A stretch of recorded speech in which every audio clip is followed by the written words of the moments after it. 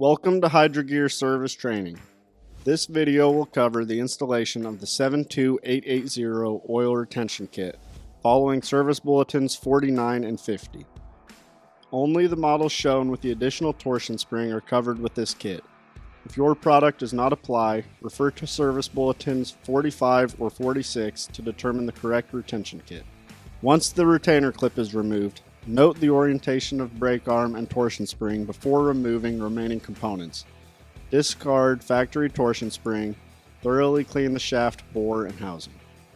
With a clean surface free of oil and debris, install the O-ring, spacer, and compression spring in order shown. Install the new torsion spring and reinstall the brake arm in the orientation noted prior to removal. The brake arm has a slot that will line up with the splined groove of the shaft. Once all components are installed and a retainer clip is in place, move to the inboard side.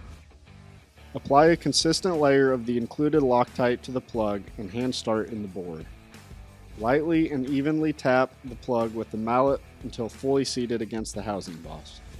The 72880 retention kit is designed to repair a leak coming from worn or damaged O-rings on the previous style ZT2800 through ZT3800 products with internal O-rings without the need for complete disassembly of the unit. For more information, refer to the designated bulletins in the service manual for your HydroGear product.